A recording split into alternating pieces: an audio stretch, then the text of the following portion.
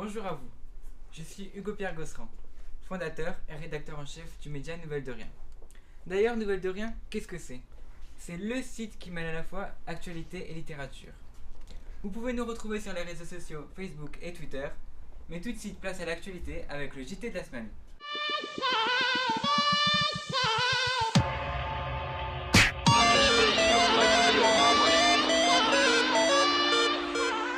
Bonjour à tous, je suis Léa et je vais vous présenter la première édition du JT de Nouvelles de Rien.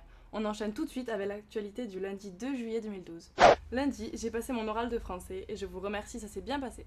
Sans transition en politique, François Fillon s'est déclaré candidat à l'élection pour la présidence de l'UMP face à Jean-François Copé. Sur les réseaux sociaux, on parle même de guerre des chefs avec la team Copé et la team Fillon.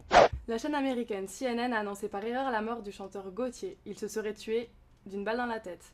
Mais le principal intéressé a démenti grâce au réseau social Twitter. Dommage! Mardi, le Premier ministre Jean-Marc Ayrault a fait son discours de politique générale à l'Assemblée nationale.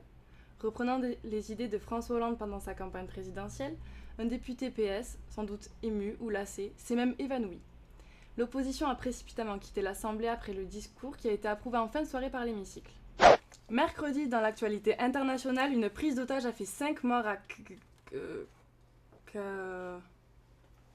dans le sud-ouest de l'Allemagne. Le preneur d'otage qui allait être expulsé de son logement n'a pas survécu à son suicide.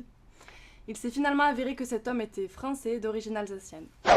Jeudi, dans la catégorie faits divers, un élève de l'établissement où a eu lieu la tuerie de Mohamed Merah a été victime d'une agression dans un train. Les deux coupables présumés réfuteraient cependant l'idée d'un acte antisémite.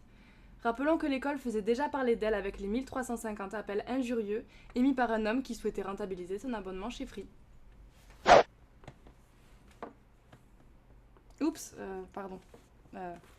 Vendredi, en sport, une polémique vient diviser le monde du foot. La FIFA autorise aux femmes le port du voile sur le terrain. La FFF rappelle alors les principes de la laïcité en interdisant formellement tout signe de distinction religieux pour tout joueur français. La présidente de l'OM a démontré aux yeux de tous que la situation financière de l'OM était très critique en recrutant Elie Bob pour le poste d'entraîneur. Et merci à tous d'avoir suivi cette première édition du JT de Nouvelles de Rien. On espère vous revoir très vite. Et on va se quitter avec le coup de cœur musical de la rédaction.